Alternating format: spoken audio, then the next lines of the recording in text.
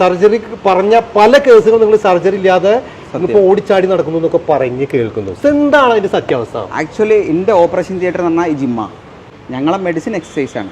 കാരണം കണ്ടെത്തി അതിന് ചികിത്സിക്കാം. നമ്മളെല്ലാവരും മെസ്സി ഫാനാണ്, റൊണാൾഡോ ഫാനാണ്, നെയ്മർ ഫാനാണ്. ഈ ആൾക്കാർക്ക് എന്ത് ട്രീറ്റ്മെന്റ് ആണോ ഇന്റർനാഷണൽ ലെവലിൽ കൊടുക്കുന്നത് അതേ സാധനം നമ്മളിവിടെ കൊടുക്കുന്നത്. മരുന്ന് കഴിച്ചോ? ഇല്ല, മരുന്നൊന്നും തന്നില്ല. അവിടെയാണ് ഇവിടെ പലർക്കും ഇത് എന്താണ് ഇവിടെ ഒരു മാജിക് ആണോ നടക്കുന്നത് എന്നുള്ളത് ചോദിക്കുക. ഈ മരുന്നില്ലാതെ എങ്ങനെയാണ് ശരിക്കും നമുക്ക് ഓരോ എല്ലാ വേദനകൾക്കും മരുന്നിന്റെ ആവശ്യമില്ല. സുഹൃത്തുക്കളെ, ഞാനിന്ന് കോട്ടക്കൽ വലിയ പറമ്പ് എന്ന് പറയുന്ന ആ ഒരു സ്ഥലത്തുള്ള കേട്ടോ. അത് നിങ്ങൾക്ക് ബോർഡ് കാണാം, കിബിറ്റ്സ് റീഹാബിലിറ്റേഷൻ സെന്ററിലുള്ള കേട്ടോ. ഇതൊരു ട്രീറ്റ്മെന്റ് നടക്കുന്ന ഒരു സ്ഥലം എന്ന് പറഞ്ഞു കഴിഞ്ഞാൽ ആരും വിശ്വസിക്കില്ല. നടക്കാൻ കഴിയാത്തവരൊക്കെ ഇവിടെ വെയിറ്റ് എടുക്കുന്നത് നമുക്ക് കാണാം. നമസ്കാരം. ഹായ് ഹായ്, പേരൊന്ന് പറയാം. എന്റെ പേര് അബ്രാർ ഹസൻ. അബ്രാർ ഹസൻ. ഞാനിപ്പോ അദ്ദേഹത്തായിട്ട് ഇങ്ങനെ സംസാരിച്ചിരുന്നു. അപ്പൊ പറഞ്ഞു നമസ്കാരം, പേരൊന്ന് പറയാം. അബ്ദുൽ ഗഫൂർ എന്നാണ്. എന്താ വിശേഷം? സുഖമായിട്ട് പോകുന്നുള്ളൂ അല്ലേ? വീട് ഏത് ഭാഗത്താ? ആണല്ലേ? ഇപ്പൊ ഈ വെയിറ്റ് ഒക്കെ എടുത്ത് പൊക്കുന്നത് കാണാം അല്ലേ? വെയിറ്റ് ഒക്കെ എടുത്ത് പൊക്കുന്നുണ്ട്. പക്ഷെ ഞാൻ കട ചോദിച്ചപ്പോ പറഞ്ഞത് എനിക്ക് കൈ പോലും പൊങ്ങുന്നുണ്ട് ഇല്ല എന്നുള്ളതാണ്. ഇപ്പൊ എന്താ അവസ്ഥ? വെയിറ്റ് ഒക്കെ പൊക്കിയിട്ട് എടുക്കാൻ പറ്റുന്നുള്ളതാണ്. ശരിക്കും ഈ വീഡിയോ നിങ്ങൾ സ്കിപ്പ് ചെയ്തിട്ട്, കാരണം സ്ട്രോക്ക് വന്ന് കിടക്കുന്ന ഒരുപാട് ആളുകളുണ്ട്. ഒരു സൈഡ് തളർന്ന്, അതായത് സ്ട്രോക്ക് വന്നു കഴിഞ്ഞാൽ ഏതൊക്കെ സൈഡുകളാണ് തളരാന്നോ അല്ലെങ്കിൽ ഒന്നും നമുക്ക് പറയാൻ കഴിയില്ല. ഓരോ നിമിഷം സ്ട്രോക്ക് വന്ന ഓരോ നിമിഷം തോറും ഓരോ ഭാഗങ്ങൾ തളർന്നുകൊണ്ടിരിക്കും. അങ്ങനെ ഒരുപാട് ആളുകൾ കെടുന്ന് ഇനിയൊരു ജീവിതമില്ല എന്ന് വിചാരിച്ച് നിൽക്കുന്ന കുറേ പേരുണ്ട്. അവർക്കൊക്കെ ഇത് അയച്ചു കൊടുക്കണം. കാരണം ഇദ്ദേഹം അതുപോലെ കെടുന്ന ഒരു വ്യക്തി ആയിരുന്നു എന്നാണ് പറയുന്നത്. അങ്ങനെയാണോ? ബൈക്കൊന്നും ഇദ്ദേഹത്തിന് കൊടുക്കുന്നുണ്ട്. ഞാൻ ഡോക്ടറെ പരിചയപ്പെടുത്താണ്ട് പിന്നെ ഒന്ന് ചോദിക്കട്ടെ. ഓക്കെ, ശരിക്കും എത്ര വർഷം മുന്നേ സ്ട്രോക്ക് വന്നത്? 2 മാസമായി. 2 മാസമായി. 2 വർഷമായി. ഇത് 2 വർഷമായിട്ട് ഈ ഭാഗം തളർന്ന് അങ്ങനെ എടുക്കായിരുന്നോ? കൈ പൊക്കാൻ പറ്റുന്നുണ്ടായില്ല. ഇപ്പൊ എത്ര മാസമായി ഇവിടെ വന്നിട്ട്? 2 മാസമായി. 2 മാസമായി. ഉഷാറാണ് സാർ. ഇപ്പൊ വീണ്ടും ഒന്ന് ഇവിടെ വന്നതാണോ അതോ?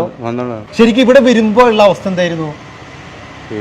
ഉള്ള മാതിരി പറഞ്ഞാൽ മതിട്ടാ. കാരണം നിങ്ങളെ മാതിരി സ്ട്രോക്ക് വന്നിട്ട് ഒരുപാട് ആളുകൾ കിടക്കുന്നുണ്ട്. അവർക്ക് എന്തെങ്കിലും ഉപകാരപ്രദമാവാൻ ആയിക്കോട്ടെ വെച്ചിട്ട് ഇങ്ങനെ ഒരു വീഡിയോ ചെയ്യുന്നത്. നിങ്ങൾ വരുമ്പോ ഉള്ള അവസ്ഥ എന്തായിരുന്നു? ഇല്ല, സംസാരിക്കാൻ ബുദ്ധിമുട്ടുണ്ടായിരുന്നോ? ബുദ്ധിമുട്ടുണ്ടായിരുന്നു. ഇപ്പൊ കുഴപ്പമില്ലാത്ത രൂപത്തിൽ ആളുകൾ സംസാരിക്കുന്നുണ്ട്. ഇപ്പൊ കൈയൊക്കെ പൊക്കാം, നടക്കാനൊക്കെ ഒരു കുഴപ്പമില്ല. വെയിറ്റ് പൊക്കുന്നു. എണീറ്റ് നടക്കാൻ കഴിയാത്തവരൊക്കെ ഇവിടെ വരുമ്പോ വെയിറ്റ് പൊക്കുന്നു എന്നൊക്കെ പറഞ്ഞു. ഇവിടെ മരുന്നില്ല, അതുപോലെ തന്നെ സർജറി ഇല്ല. സർജറി പറഞ്ഞ പല കേസുകളും നിങ്ങൾ സർജറി ഇല്ലാതെ ഓടിച്ചാടി നടക്കുന്നു എന്നൊക്കെ പറഞ്ഞ് കേൾക്കുന്നു. എന്താണ് അതിന്റെ സത്യാവസ്ഥ? ആക്ച്വലി എൻ്റെ ഓപ്പറേഷൻ തിയേറ്റർ എന്ന് പറഞ്ഞാൽ ഈ ജിമ്മ, അതായത് എക്സസൈസ് ആണ് എൻ്റെ മെഡിസിൻ. ഞങ്ങളെ മെഡിസിൻ എക്സസൈസ് ആണ്. കാരണം കണ്ടെത്തി അതിന് ചികിത്സിക്കുക. അതാണ് ഞാൻ ചോദിക്കുന്ന. ഒരു നടക്കാൻ കഴിയാത്ത ഒരാളെ നിങ്ങൾ നേരെ ഈ ഒരു ജിമ്മിലേക്ക് കൊണ്ടുവന്ന് എങ്ങനെ നടക്കുന്നു? നേരെ ജിമ്മിലോട്ട് കൊണ്ടുവരണ മുന്നേ ബേസിക് ആയിട്ടുള്ള എക്സസൈസ് കൊടുക്കും, ബേസിക് ആയിട്ടുള്ള ന്യൂട്രീഷൻസ് കൊടുക്കും. അതിനുശേഷം സ്ട്രെങ്തനിങ് ആയിട്ട് ഇതാണ് കോറ്. അത് എക്സസൈസ് ആണ് ഞങ്ങളെ കോറ്. അപ്പൊ ഈ പേഷ്യന്റ് വന്ന സമയത്ത് കോർഡിനേഷൻ ഭയങ്കര കുറവായിരുന്നു. ബേസിക് ആയിട്ട് ഞങ്ങൾ ഫിസിയോതെറാപ്പി ചെയ്തതിന് ശേഷം ജിമ്മിലോട്ട് കൊടുക്കുന്നു. ഇവിടെയാണ് ഞങ്ങൾ സർജറി നടന്നത്. ഇവിടെ വെയിറ്റ് എറിയിപ്പിച്ചു, വെയിറ്റ് പൊക്കിക്കുന്നു, അങ്ങനെ എല്ലാ കാര്യങ്ങളും. അതായത് ഈ ഒരു ജിമ്മിന്റെ ഏരിയയിൽ മാത്രമല്ല, ഇപ്പൊ നമ്മൾ മൂന്നാമത്തെ നിലയിലാണ്, നാലാമത്തെ നിലയിലെ മുകളിലാണ്, മൂന്നാമത്തെ നിലയിലെ മുകളിലാണ് നമ്മൾ നിൽക്കുന്നത്. ഓരോ ഫ്ലോറിലും ഓരോ ട്രീറ്റ്മെന്റ് ആണ്, ഓരോ ടൈപ്പ് ട്രീറ്റ്മെന്റ്. ലാസ്റ്റ് ആണ് ഇവിടെ എത്തുക. ലാസ്റ്റ് ഞാനൊന്ന് നടങ്ങി കണ്ടിരുന്നു. അതായത് വന്ന വഴിക്ക് ഈ ഒരു ജിമ്മിലാണ് കയറ്റുകയെന്നല്ല, അവസാന ഘട്ടത്തിലാണ് ഈ ഒരു ജിമ്മിലേക്ക് കയറ്റുന്നത്. അതെ അതെ, ചില പേഷ്യൻസിന് അവസാന ഘട്ടം, ചില പേഷ്യൻ നമ്മൾ ആദ്യം തന്നെ എത്തിക്കും. ഞാൻ ചോദിക്കുന്നു, പല സർജറികൾ പറഞ്ഞ കേസും നിങ്ങൾ സർജറി ഇല്ലാതെ മരുന്നില്ലാതെ ട്രീറ്റ്മെന്റ് ചെയ്തുകൊണ്ടിരിക്കുന്നു എന്ന് പറഞ്ഞു കേൾക്കുന്നു. അതെ അതെ, എന്താണ് അതിന്റെ സത്യാവസ്ഥ? 100% സത്യമാണ്. അല്ല, ഒന്നാമത്തെ പോയിന്റ് പറയാനുള്ളത്, നമ്മൾ പല കണ്ടീഷൻസിലും, ഇപ്പോൾ സ്ട്രോക്ക് വന്ന പേഷ്യൻസ് ആയിക്കോട്ടെ, മുട്ടുകാർട്ടിക്കൽ സസ്യക്കൈ വരുന്ന പേഷ്യൻസ് ആയിക്കോട്ടെ, അതല്ലെങ്കിൽ ലിഗമെന്റ് സർജറി ആയിക്കോട്ടെ, ഇതിൽ പല കണ്ടീഷൻസിലും സർജറി വേണ്ട ആവശ്യമില്ല. അതിന് ഓരോ ക്രൈറ്റീരിയകളുണ്ട്. ഇപ്പോൾ ഫിഫൻ്റെ ക്രൈറ്റീരിയ ഉണ്ട്, അല്ലെങ്കിൽ ആർത്തോസ്കോപ്പി സൊസൈറ്റിൻ്റെ ക്രൈറ്റീരിയകൾ. ആ ക്രൈറ്റീരിയ വരുന്ന കേസൻസ് മാത്രമേ നമുക്ക് സർജറി ചെയ്യേണ്ട ആവശ്യമുള്ളൂ. ഒരു എക്സാമ്പിൾ പറയുന്നത്, എല്ല് പൊട്ടി തൂങ്ങിയിട്ടുണ്ടെങ്കിൽ സർജറി ചെയ്യുന്നത് വേണം. അതല്ല, ഒരു ലിഗമെന്റ് മൈൽഡായിട്ട് കട്ട് ആയിട്ടുണ്ടെങ്കിൽ നമുക്ക് സർജറിന്റെ ആവശ്യമില്ല. ഇപ്പൊ കംപ്ലീറ്റ് ആയിട്ടുള്ള ഒരാൾക്ക് ACL ടീർ ഉണ്ടെങ്കിൽ നമ്മൾ സർജറിന്റെ ആവശ്യമില്ല. അപ്പൊ നമ്മൾ എന്താ ചെയ്യേണ്ടത് വെച്ചാൽ അവരെ ക്ലിനിക്കലി പരിശോധിച്ച് നോക്കും, അവർക്ക് സർജറി ആണോ വേണ്ടതില്ല. അങ്ങനെ വേണ്ടാത്ത കണ്ടീഷൻ നമുക്ക് സർജറി ചെയ്യാൻ പറ്റും. കൂടാതെ ചില പേഷ്യൻസ് ഡിസ്ക് ബൾജ് വന്നിട്ടുണ്ടാവും. അമേരിക്കയിൽ ഒരു സ്റ്റഡി നടത്തി, കുറെ പേർക്ക് MRI എടുപ്പിച്ചു, വെറുതെ ബാക്കിന്റെ MRI എടുപ്പിച്ചു. അതായത് നോർമൽ ആയിട്ടുള്ള ആൾക്കാരാണ്. അതിൽ ഏകദേശം 40% ആൾക്കാർ വെറുതെ ഡിസ്ക് ബൾജ് ഉണ്ടായിരുന്നു. ഇപ്പൊ ഡിസ്ക് ബൾജ് പറഞ്ഞാൽ എല്ലാ കണ്ടീഷൻസും നമുക്ക് സർജറിന്റെ ആവശ്യമില്ല. മിക്ക കണ്ടീഷൻസ് സർജറി വേണ്ടെന്ന് ഞാൻ പറയുള്ളൂ. മിക്ക കണ്ടീഷനിലും സർജറി വേണ്ട. ഒരു 10% കേസ് മാത്രമേ എന്തെങ്കിലും നമുക്ക് സർജറി ചെയ്യേണ്ട ആവശ്യം വരെയുള്ളൂ. ബാക്കി 90% നമ്മൾ ചെയ്യേണ്ടത് എന്താണെന്ന് വെച്ചാൽ അവർക്ക് എക്സസൈസ് കൊടുത്ത് അവരുടെ ന്യൂട്രീഷൻ കറക്റ്റാക്കി അവരുടെ കാരണങ്ങൾ കണ്ടെത്തി സൈക്കോളജിൻ്റെ കൂടെയും പിന്നെ ഡോക്ടറെ കൺസൾട്ടേഷനും ഫിസിയോതെറാപ്പിയും കൂടി നമുക്ക് എന്തെങ്കിലും ട്രീറ്റ് ചെയ്യാൻ പറ്റും. ഞാനിപ്പോൾ ഇവിടെ ഇങ്ങനെ നടന്നു കണ്ടിരുന്നു. നിങ്ങളിവിടെ ഒരു ഫ്ലോറിൽ കംപ്ലീറ്റ് ആളുകളെ കെടുത്തി ചികിത്സിക്കുന്നു. ശരിക്കും ഇവിടെ വന്നു കഴിഞ്ഞാൽ ഒരു ഹോസ്പിറ്റലിൽ വന്ന ഒരു ഫീൽ ഇല്ല. ഇത് ഹോസ്പിറ്റലിൽ പറയാൻ പറ്റില്ല. ഇല്ല. സോ ഞാൻ കുറെ വർഷങ്ങളായിട്ട് 10-12 വർഷമായിട്ട് ഹോസ്പിറ്റലിൽ വർക്ക് ചെയ്ത ആളാണ്. അപ്പൊ ഞാൻ ഇവിടെ വർക്ക് ചെയ്യാനുള്ള കാരണം നമ്മളിത് സ്റ്റാർട്ട് ചെയ്യാനുള്ള മെയിൻ ആയിട്ടുള്ള കാരണം ഒരു രോഗി ഒരു ഹോസ്പിറ്റലിൽ വരുന്ന അവരെ മെന്റലി അവർ ഡിപ്രസ്ഡ് ആയി പോകും. പലപ്പോഴും ഒരു ഹോസ്പിറ്റലിലോട് കയറുമ്പോൾ പല ഇഞ്ചുറീസ് കാണുന്നത് എപ്പോഴും ഒരു നെഗറ്റീവ് എനർജി കൂടുതലുണ്ടാവും. അത് ഒഴിവാക്കാൻ വേണ്ടിയുള്ള ഒരു ഫെസിലിറ്റി നമ്മളിവിടെ ചെയ്തിട്ടുള്ളത്. ഒരു ഹോസ്പിറ്റൽ ഫെസിലിറ്റി ഇനി ഇവിടെ താമസിക്കുന്ന ആൾക്കാർക്ക് പോലും ഒരു ഹോസ്പിറ്റൽ റൂം പോലെ തോന്നുകയില്ല. ഇവിടെ ശരിക്കും കൊടുക്കുന്നത് നമ്മുടെ ഒരു സ്പോർട്സ് മെഡിസിനാണ് ഇവിടെ കൊടുക്കുന്നതെന്ന് പറഞ്ഞു. എന്താണ് ഈ സ്പോർട്സ് മെഡിസിൻ? കാരണം നമ്മുടെ കേരളത്തിൽ ഒരുപാട് ട്രീറ്റ്മെന്റ് കണ്ടിട്ടുണ്ടെങ്കിലും പുറത്തൊക്കെ സ്പോർട്സ് മെഡിസിൻ എന്നുള്ളത് നമ്മൾ കേട്ടിട്ടുണ്ടെങ്കിലും കൂടി ഇങ്ങനെ ഈ ഒരു സ്പോർട്സ് മെഡിസിനിലേക്ക് വരാൻ കാരണം എന്തായിരിക്കും? അതായത് ഒന്ന് ഞാൻ ഫുട്ബോൾ ലവർ ആയിരുന്നു. നാട്ടിൽ നല്ലോണം കളിക്കുകയായിരുന്നു. എനിക്ക് എപ്പോഴും ഇഞ്ചുറിയാണ്. അങ്ങനെ ഞാൻ MBBS പഠിക്കുന്ന സമയത്താണ് ഞാൻ സ്പോർട്സ് സെക്രട്ടറി ആയി. ആ സമയത്താണ് ഈ കോഴ്സിനെ കുറിച്ച് അറിയുന്നത്. അപ്പൊ നമ്മുടെ നാട്ടിലെ സ്പോർട്സ് മെഡിസിൻ ഡോക്ടേഴ്സ് ഒക്കെ പറഞ്ഞു കഴിഞ്ഞാൽ ഒന്നെങ്കിൽ ഓർത്തോപീഡിക്സ് കഴിഞ്ഞിട്ട് അതിന് സർജറി ചെയ്യുന്ന ആൾക്കാർ ഒരു ഫെലോഷിപ്പ് ചെയ്യും. ഓൺലൈൻ ആയിട്ട് ഓഫ്ലൈൻ ആയിട്ട് ഒരു 3 മാസത്തെ ഫെലോഷിപ്പ് ചെയ്തിട്ടുള്ള കൂടുതലായിട്ടുള്ള ആൾക്കാരുള്ളത്. അപ്പൊ ഇതിനായിട്ടുള്ള MD സ്പോർട്സ് മെഡിസിൻ വന്നു. MD എന്ന് പറഞ്ഞ ആൾക്കാർ സർജറി, ഞങ്ങൾ സർജറി ചെയ്യില്ല. സർജറി ഇല്ലാതെ വേദനകൾ ട്രീറ്റ് ചെയ്യാം, സർജറി ഇല്ലാതെ സ്പോർട്സ് ഇഞ്ചുറി ട്രീറ്റ് ചെയ്യാം. അങ്ങനത്തെ ഒരു കോഴ്സ് ഇന്ത്യയിൽ പുതിയതായിട്ട് സ്റ്റാർട്ട് ചെയ്തു. അങ്ങനെ മലബാറിലുള്ള ഫസ്റ്റ് ആയിട്ടുള്ള MD സ്പോർട്സ് മെഡിസിൻ ഡോക്ടറാണ് ഞാൻ. നമ്മുടെ ശരീരത്തിന് ആവശ്യമുള്ള മസിൽസും ലിഗമെന്റ്സും ബോൺസ് ഒക്കെ ഉണ്ട്. അപ്പൊ അതിനുള്ള സപ്ലിമെന്റേഷൻസ് കൊടുക്കുക. കാരണം കണ്ടെത്തിയില്ല, നമ്മൾ സാധാരണ ഡോക്ടേഴ്സ് ഞങ്ങൾ എന്ത് ചെയ്താ മരുന്നുകൾ പ്രിസ്ക്രൈബ് ചെയ്യും. 1, 2, 3, 4. അതേപോലെ ആ കാരണത്തിലുള്ള എക്സസൈസ് ഞാൻ പ്രിസ്ക്രൈബ് ചെയ്യും. 1, 2, 3, 4. അത് ഞങ്ങൾ ഓരോ സ്റ്റേജ് 1, സ്റ്റേജ് 2, സ്റ്റേജ് 3 അങ്ങനെ നമ്മൾ എന്ത് ചെയ്യും പ്രോഗ്രസ് ചെയ്ത് പോയിട്ട് up to return to sport തിരിച്ച് കളിയിൽ എത്തിക്കുന്നവരെ നമ്മൾ എന്ത് ചെയ്യും എക്സസൈസ് കൊടുക്കും. നമ്മളെല്ലാവരും മെസ്സി ഫാനാണ്, റൊണാൾഡോ ഫാനാണ്, നെയ്മർ ഫാനാണ്.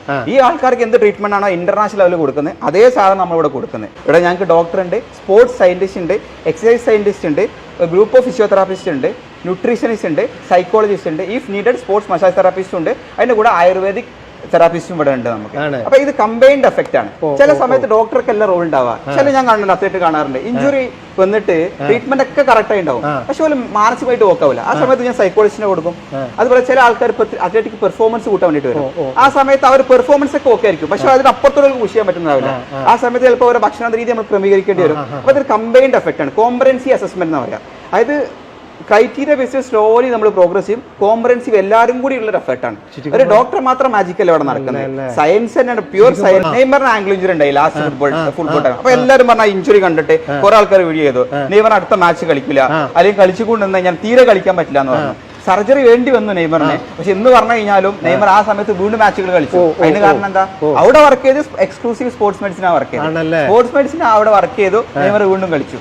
നമ്മൾ സർജറി പറഞ്ഞ പല കണ്ടീഷനില്ല, അത് മുട്ടുവേദനകളായിക്കോട്ടെ, ലിഗമെന്റ് ഇഞ്ചുറി ആയിക്കോട്ടെ, മെനിസ്കസ് ഇഞ്ചുറി ആയിക്കോട്ടെ, 99% നമ്മളിവിടെ ട്രീറ്റ് ചെയ്ത് വിട്ടിട്ടേ ഉള്ളൂ. 1% ചില കേസുകൾ വരും. അതിൽ പല കാരണങ്ങൾ ഉണ്ടാവും. ഒന്ന് ഓൾറെഡി ഓരോ ബോണുകൾക്ക് ഉണ്ടാകുന്ന അലൈൻമെന്റിൽ ചെറിയ പ്രശ്നങ്ങൾ ഉണ്ടാവും, അതല്ലെങ്കിൽ ഒരു കറക്റ്റായി നമ്മളത് ഫോളോ അപ്പ് ചെയ്യൂല. പിന്നെ നമ്മൾ പൊട്ടിയ ഫ്രാക്ചറുകൾ ഉണ്ടെങ്കിൽ അത് 100% സർജറി ചെയ്യുന്നതാണ്. ഇവരൊക്കെ ACL ഓൾറെഡി ഓരോ ഫേസസ് ആണ്. ACL ഇഞ്ചുറി വന്നിട്ട് അതായത് സർജറിയിലോട്ട് പോകണം എന്നുള്ള തീരുമാനത്തോട് വന്നിട്ട് നമ്മുടെ അടുത്തോട്ട് വന്നതാണ്. ഈ ആൾക്കാർക്കൊന്നും ആദ്യം നിൽക്കാൻ പോലും പറ്റുന്നില്ല, അത്രത്തോളം വേദനയാണ്. അപ്പൊ ഈ സാഹചര്യത്തിൽ ഇവർക്ക് എന്തെങ്കിലും ഇപ്പൊ വേദനകളൊന്നും ഇല്ല. ഇവര് മൈൽഡ് ആയിട്ടുള്ള എക്സസൈസ് ഒക്കെ സ്റ്റാർട്ട് ചെയ്തിട്ടുണ്ട്. അപ്പൊ ഓരോ ഫേസിലുള്ള ആൾക്കാരാണ്. ഇവർക്ക് ഏകദേശം ഫേസ് 1 ഉള്ള ആൾക്കാരാണ്.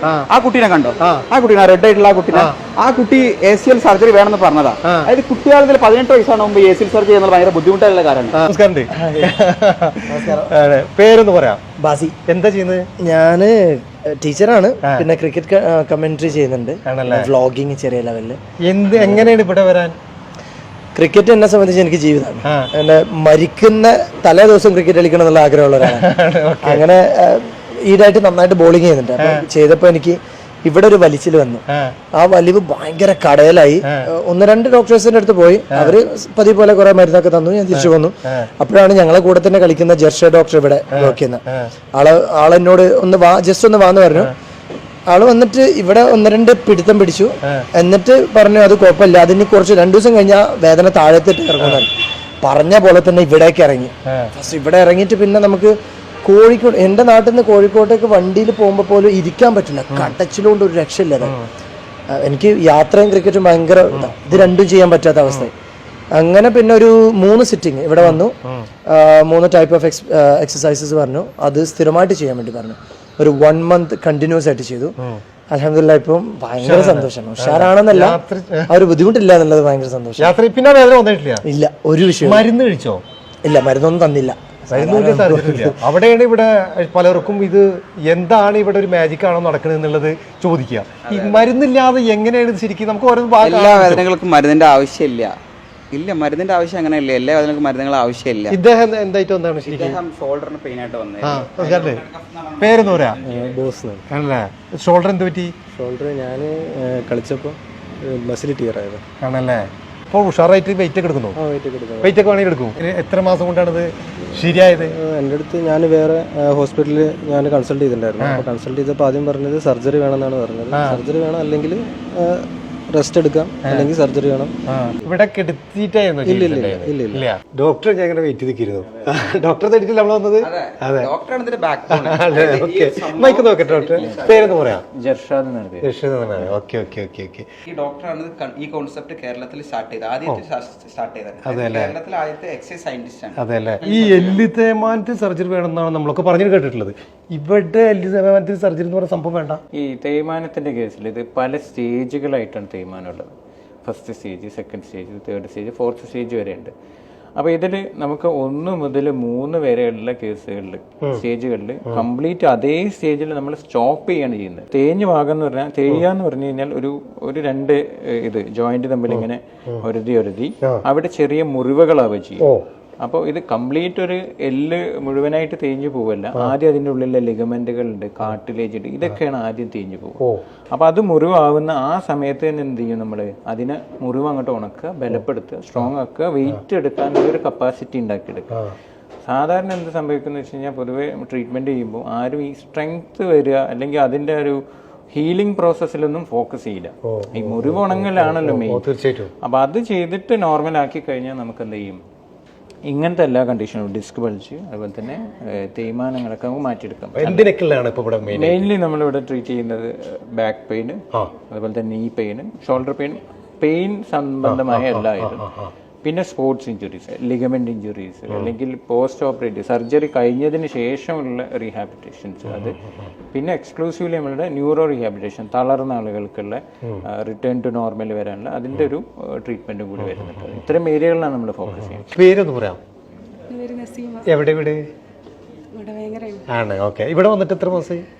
ഇപ്പോൾ ട്രീറ്റ്മെന്റിൽ 1 മാസം ഇവിടെ അഡ്മിറ്റഡ് ആയിരുന്നു. ആണല്ലേ. Okay okay okay. ഇപ്പൊ എന്താ അവസ്ഥ? ഇപ്പോൾ നടക്കാൻ പറ്റുന്നുണ്ട്. അപ്പൊ എന്തായിരുന്നു ഇവിടെ വരുമ്പോ നടക്കാൻ പറ്റുന്നുണ്ട് പറയുമ്പോ നമുക്ക് മനസ്സിലാക്കാൻ നടക്കാൻ പറ്റാണ്ട് ഇവിടെ വന്നിട്ടുണ്ടെന്ന്? ഒരു വട്ടം സർജറി കഴിഞ്ഞതാണ്. ഒരു 3-4 വർഷം മുന്നേ ഡിസ്ക് ബൾജായിട്ടുണ്ട്.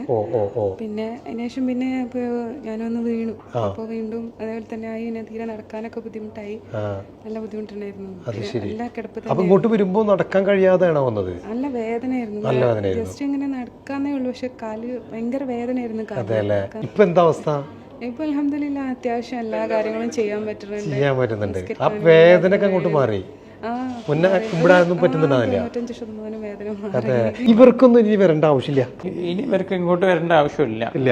കഴിഞ്ഞ കേസാണ്. ഇനി ഇവരും വേണ്ടത് മെയിൻ്റെനൻസ് ചെയ്യാൻ ഇവർക്ക് എന്ത് ചെയ്യാം, ഇവരെ ബലപ്പെടുത്തൽ ഇവർ തന്നെയാണ്. അതെ. അവരെ ബലപ്പെടുത്താനുള്ള കാര്യം അവർക്ക് തന്നെ അറിയാം. എക്സസൈസ് പഠിപ്പിച്ചു തന്നിട്ടുണ്ട്, അത് ചെയ്യാൻ പറഞ്ഞിരിക്കുകയാണല്ലേ. വളരെ സിമ്പിൾ ആയിട്ടുള്ള എക്സസൈസുകളായിരിക്കും. അതിലൂടെ നമ്മൾ ഡിസ്കിനെ ബലപ്പെടുത്തി സ്ട്രോങ് ആക്കി അതിലോട്ട് കാൽഷ്യം പ്രോട്ടീനൊക്കെ അബ്സോർവ് ചെയ്തു. ഇങ്ങനെ ചിന്തിച്ചിട്ടാണ് ഇതിന്റെ ട്രീറ്റ്മെന്റ് ചെയ്യുന്നത്. എന്താണ് സുഖല്ലേ? പേര്? കാതർന്നാണ്. ഒന്നുമില്ല, നിങ്ങൾക്ക് വരേണ്ടപ്പോൾ നിങ്ങളൊന്ന് പരിചയപ്പെടാൻ തോന്നി. എന്തായിട്ട് വന്ന ഇവിടെ? അതായത് സ്ട്രോക്ക് കഴിഞ്ഞിട്ട് അതിൻ്റെ പിന്നെ സർജറി കഴിഞ്ഞിട്ട് ഇങ്ങോട്ട് വന്ന പേഷ്യൻ്റാണ്. അതെ. വരുന്ന സമയത്ത് എങ്ങനെയായിരുന്നു? നടക്കാനും നിൽക്കാനൊക്കെ ബുദ്ധിമുട്ടായിരുന്നു. കൈയൊക്കെ നിൽക്കാനൊക്കെ ബുദ്ധിമുട്ടായിരുന്നു? കൈ പ്രയാസമായിരുന്നു. ഇപ്പൊ അവസ്ഥ എന്താ? എനിക്ക് വന്നാൽ തീരെ നടക്കാൻ വയ്യായിരുന്നു. ഇപ്പൊ ഞാൻ വടി കുത്തി നടന്നിരുന്നു. ഇപ്പൊ വടി ഇല്ലാതെ നടക്കുന്നുണ്ട് കുറച്ചൊക്കെ. അതെ. സന്തോഷമാണ്. നിങ്ങൾ ആ സന്തോഷം കൂടെ മുഖത്ത് കാണാണ്ടിട്ടാ. എന്തൊരു സന്തോഷം പരിചയപ്പെട്ടില്ല. നല്ല ഫലമാണ്. അപ്പോൾ പല ഭാഗത്തും പല രൂപത്തിലുള്ള ട്രീറ്റ്മെൻറ്റുകളാണ് ഇങ്ങനെ കൊടുത്തുകൊണ്ടിരിക്കുന്നത്. അതായത് ഒരു വ്യക്തിക്ക് എന്താണോ വേണ്ടത് അതാണ് കൊടുത്തുകൊണ്ടിരിക്കുന്നത്. അപ്പോൾ നമ്മൾ മറ്റൊരു റൂമിലേക്ക് ഇങ്ങനെ കയറുകയാണ്. ഞാൻ ഓൾറെഡി അനുവാദം ചോദിച്ചിട്ടുണ്ടായിരുന്നു. ഇപ്പോൾ ഇവിടെ ശരിക്കും എന്താ നടക്കുന്നത്?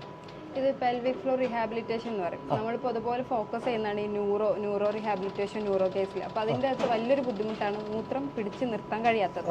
അപ്പോൾ അതിന് നമ്മൾ മൂത്രം ഒഴിക്കുന്ന ഭാഗങ്ങളിലുള്ള മസിൽസിനെ സ്റ്റിമുലേറ്റ് ചെയ്തിട്ട് അതിൻ്റെ സ്ട്രെങ്ത് കൂട്ടാൻ വേണ്ടിയിട്ട് ഉപയോഗിക്കുന്ന ഒരു മെഷീനാണിത്. മെഷീൻ അങ്ങനെ എല്ലായിടത്തും ഒന്നും കാണാത്തൊരു മെഷീനാണ്. ഇത് ഒരുപാട് ബെനിഫിറ്റ്സ് ഉണ്ട്. നമ്മളിപ്പോൾ മൂത്രം ഒഴിക്കുന്ന ഭാഗങ്ങളിലെ മസിൽസിനെ സ്റ്റിമുലേറ്റ് ചെയ്യാൻ ചെയ്യുന്ന എക്സസൈസിന്റെ 11,000 മടങ്ങാണ് ഇത് ഒരു സിംഗിൾ സെഷൻ നമുക്ക് എടുത്തു കഴിഞ്ഞാൽ കിട്ടുന്നത്. അത്രയും ബെനിഫിറ്റ്സ് ഉള്ള ഒരു മെഷീനാണിത്. അപ്പോൾ നമ്മൾ നേരത്തെ ഒരു ഇക്കാനെ പരിചയപ്പെട്ടിട്ടുണ്ടായിരുന്നു. വീൽ ചെയറിലായിരുന്നു നേരത്തെ അദ്ദേഹം പോയിരുന്നെങ്കിൽ ഇപ്പോൾ അതാ നടന്നു പോകുന്നത് നമുക്ക് കാണാം. ഹൈഡ്രോതെറാപ്പിയാണ് ഇപ്പോൾ നടന്നുകൊണ്ടിരിക്കുന്നത്. അതെ, ഹൈഡ്രോതെറാപ്പി. ഈ വെള്ളത്തിന്റെ പ്രത്യേകത എന്ന് പറയുമ്പോൾ നമുക്ക് വെള്ളത്തിൽ നിന്ന് ചെയ്യുമ്പോൾ യൂഷ്വലി നമുക്ക് ഈ ഫ്ലോറിൽ നടക്കാൻ പറ്റാത്ത പേഷ്യൻസ് ഉണ്ടാവും. ബാലൻസിന്റെ ഇഷ്യൂ ഉള്ളതും വീഴാൻ പോകുന്ന പോലെ അല്ലെങ്കിൽ മസിലിന് ഒരു സ്ട്രെങ്ത് ഇല്ലാത്തതും നിൽക്കാൻ കഴിയുന്നില്ല എന്നൊക്കെ പറയുന്ന പേഷ്യൻസിൽ നമുക്ക് ഈ വെള്ളത്തിന്റെ അകത്ത് ഇവർ നടക്കുന്ന പോലെ നമുക്ക് ഈസി ആയിട്ട് ബാലൻസ് ചെയ്ത് നടക്കാൻ കഴിയും. അപ്പൊ ഇതിലൂടെ തന്നെ നമുക്ക് കുറച്ച് സ്ട്രെങ്തനിങ് എക്സസൈസ് ആയിട്ടും കുറച്ച് വെയിറ്റ് എടുക്കുന്ന പോലത്തെ എക്സസൈസ് കൊടുത്തു കഴിഞ്ഞാലും പേഷ്യന്റിന് ഫീൽ ചെയ്യത്തില്ല. പക്ഷെ നല്ല ചേഞ്ച് അവർക്ക് കിട്ടും. നമുക്ക് സ്ട്രോക്കിന്റെ അകത്ത് എന്ന് പറയുന്നത് അവര് മൊത്തമായിട്ട് മറന്നു പോയിണ്ടാവും അവരെ മൂവ്മെന്റ്സ് കാര്യങ്ങൾ. അപ്പൊ 1 by 1 ആയിട്ട് അവർക്ക് കിട്ടുന്ന അതൊരു കുഞ്ഞു കുട്ടി ആദ്യം എന്താണോ ചെയ്യുന്നത് അതേപോലെ നമുക്ക് 1 by 1 സ്റ്റെപ്പായിട്ട് ഏതാണോ കുറവുള്ളത്, ഏത് ഫേസിലാണ് അവർ കറന്റ് ഉള്ളത് ആ ഫേസിൽ നിന്ന് അവർ ഡെവലപ്പ് ചെയ്തുകൊണ്ടിരിക്കുകയാണ്. അപ്പൊ നമുക്ക് പെട്ടെന്ന് ചേഞ്ച് കിട്ടും. അപ്പൊ അതിന് വേണ്ടിയിട്ട് നമ്മൾ യൂസ് ചെയ്യുന്ന ഓരോ ടെക്നിക്കുകളാണ്. VR-ഉം ഇതേ ഒരു തന്നെയാണ്. കാരണം പേഷ്യൻസ് കാണുന്നത് അവർക്ക് നല്ലൊരു സൈഡാണ്. അവർക്ക് ഈ ബുദ്ധിമുട്ടുകളൊന്നും കാണുന്നില്ല. കൈയുടെ മൂവ്മെന്റ് ചെയ്യാം, കാലിന്റെ മൂവ്മെന്റ് ചെയ്യാം. കാരണം അവർ കാണുന്നത് നോർമൽ ആയിട്ടുള്ള ഒരു വേൾഡാണ്. ഒരു വേൾഡ് എന്ന് പറയാം. അപ്പൊ അതിന്റെ അകത്ത് ഫുള്ളി എക്സൈറ്റഡ് ആയിട്ട് അവർ ചെയ്യും. അനങ്ങാൻ കഴിയാത്ത കൈയിന്റെ മൂവ്മെന്റ് നമ്മളിപ്പോ അതിന്റെ അകത്ത് ഒരു വിഷ്വം കൊടുക്കുകയാണ്. കൈ മൂവ് ചെയ്യുന്നത് ഒരു ഒബ്ജക്റ്റ് എടുക്കുന്ന പോലെ കൊടുക്കുമ്പോൾ ഡെഫിനറ്റ്ലി അവരെ മൈൻഡ് കിടക്കുന്ന പഴയ മൈൻഡിലാണ്. ബെഡിൽ കിടക്കുന്ന കുറെ ആളുകളുണ്ട്. അപ്പോൾ അവർക്കൊക്കെ ഈ വീഡിയോ ഒന്ന് അയച്ചു കൊടുക്കുക. കാരണം ഇനി മുന്നോട്ട് ജീവിതം ഇല്ല എന്ന് ചിന്തിക്കുന്ന ഒത്തിരി പേരുണ്ടായിരിക്കും. അങ്ങനെ ഒത്തിരി ആളുകളെയാണ് നമ്മൾ ഈ ഒരു ഹോസ്പിറ്റലിൽ കാണാൻ പറ്റിയത്. എന്തായാലും നമ്പർ ഞാൻ കൊടുക്കുന്നുണ്ട്. അപ്പോൾ എന്തായാലും സുഹൃത്തുക്കളെ, നമ്മുടെ ഈ ഒരു വീഡിയോ ഇവിടെ അവസാനിക്കുകയാണ്. മറ്റൊരു വീഡിയോയുമായിട്ട് ഇവിടെ കാണാം.